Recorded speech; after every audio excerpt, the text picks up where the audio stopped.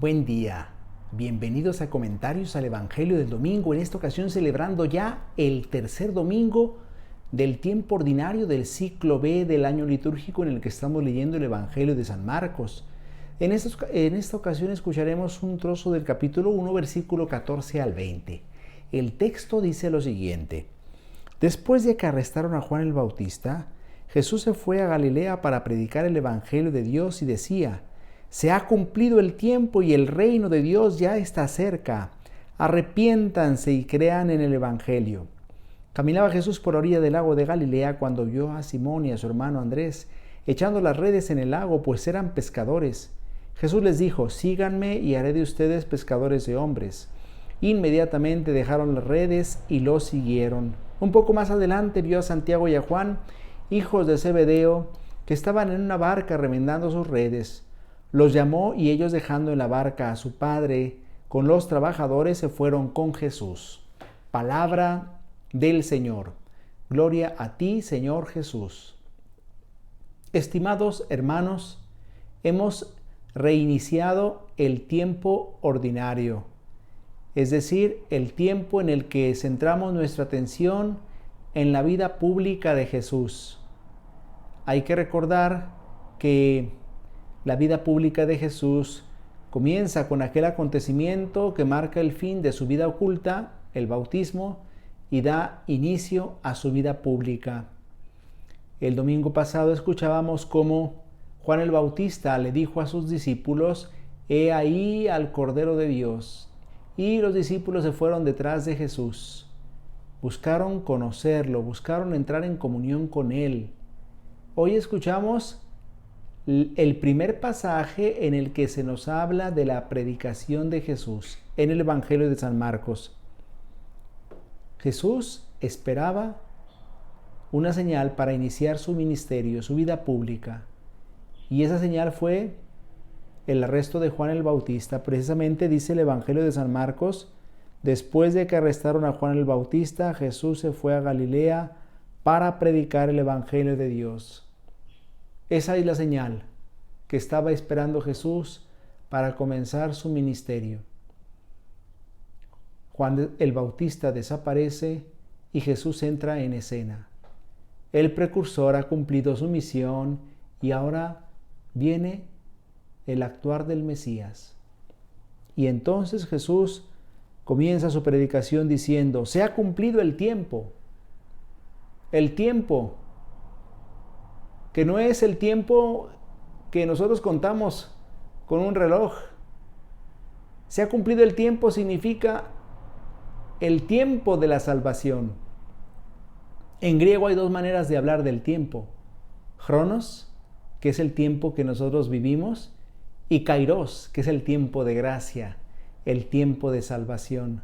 Pues aquí San Marcos utiliza la palabra Kairos, es decir, se ha cumplido el tiempo de la salvación, ha llegado el tiempo de la gracia.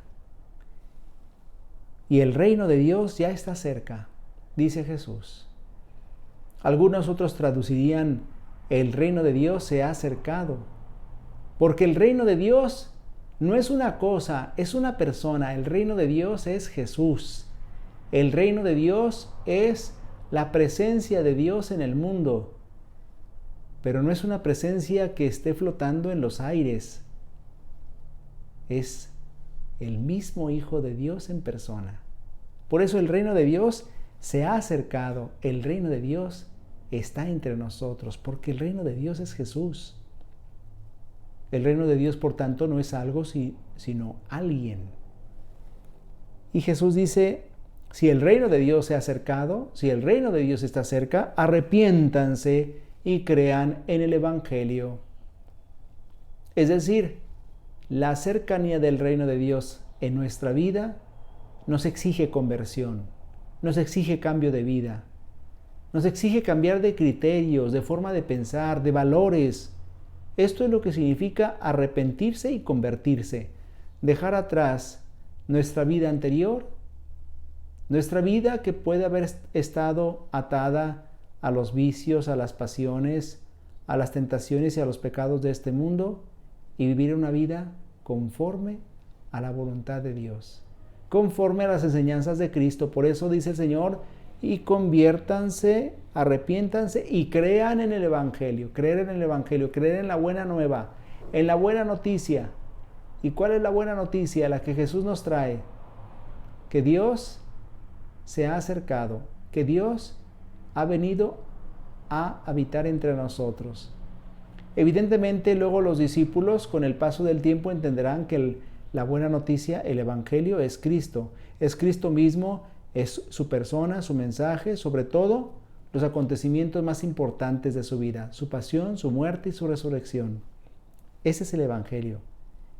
Por eso, arrepiéntanse y crean en el Evangelio significa conviértanse a Jesús, acéptenlo en su corazón, vivan de acuerdo a sus enseñanzas. Y entonces luego el Evangelio nos dice lo que es la vida cristiana. La vida cristiana es seguimiento de alguien.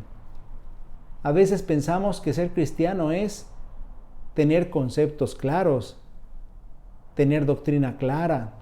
Todo esto es importante, pero la vida cristiana esencialmente es seguimiento de alguien. Caminaba Jesús por la orilla del lago de Galilea cuando vio a Simón y a su hermano Andrés echando las redes en el lago, pues eran pescadores, y Jesús les dijo: síganme, y haré de ustedes pescadores de hombres. La orden de Jesús es: síganme, es un mandato, un imperativo. El seguimiento de Jesús debe ser la característica de la vida cristiana, la vida del cristiano. Seguir a Jesús, ir detrás de Él. Síganme y haré de ustedes pescadores de hombres. El discípulo, el cristiano, está llamado a seguir a Jesús. El seguimiento de Cristo, que tiene que notarse en nuestras palabras y en nuestras obras, es el objetivo de nuestra vida como discípulos de Jesús. Seguir a alguien, seguir a Jesús, que no debe ser un seguimiento de los dientes para afuera, como decimos en esa expresión coloquial, es decir, sin compromiso, un seguimiento comprometido, que nos debe llevar a vivir la enseñanza de Jesús en el día a día. Y haré de ustedes pescadores de hombres. Bueno, pues es que los discípulos se dedicaban a la pesca de peces, pero ahora deben pescar hombres. En la confusión que hay en el mundo, en el naufragio en el que vive nuestra sociedad, los llamados por Jesús deben ejercer este ministerio, esta función, ser pescadores de hombres, pescar los hombres para Cristo, es decir, atraparlos como se hace con los peces, con una red, atraparlos, pero para traerlos al Señor.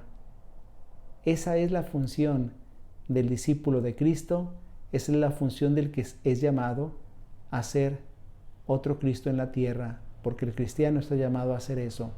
Cristiano significa otro Cristo en la tierra.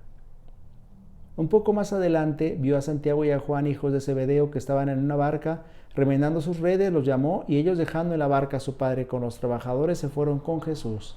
La llamada es iniciativa de Jesús, la respuesta es de cada uno de nosotros y debe ser absoluta e inmediata y dejar todo por seguir a Jesús. ¿Qué significa esto? ¿Será que el Evangelio está hablando solo a quienes se van al seminario, a quienes se van a un convento o a un monasterio? No, el Evangelio estaba hablando del seguimiento que cada uno de nosotros como cristiano tiene que hacer de Cristo. Y entonces, ¿qué significa dejarlo todo, dejar a nuestros padres?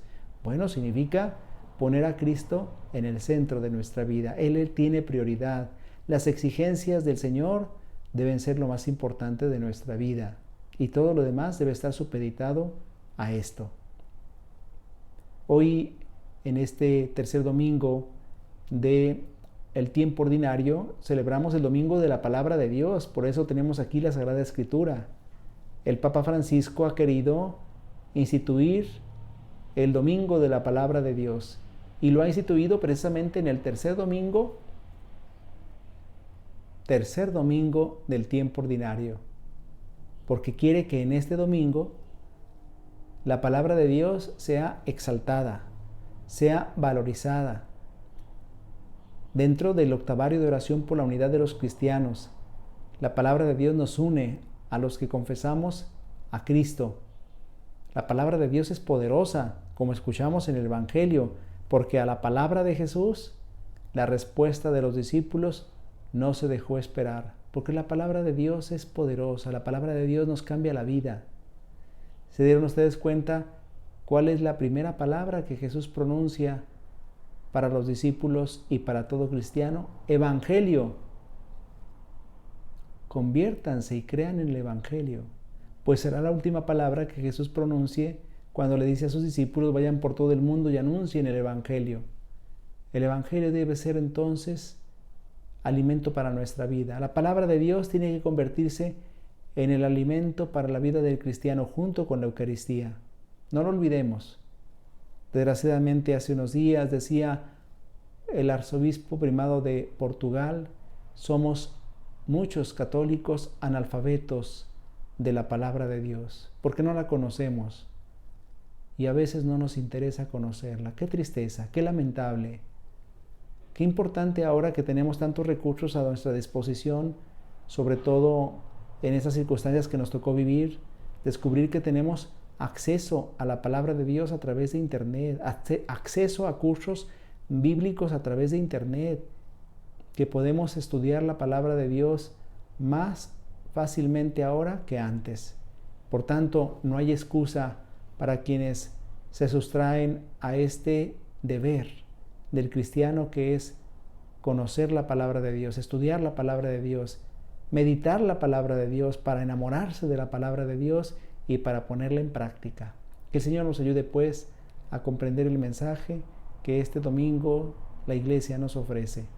El Señor esté con ustedes. La bendición de Dios Todopoderoso, Padre, Hijo y Espíritu Santo, descienda sobre ustedes y les acompañe siempre. Si Dios lo permite, nos vemos la próxima semana.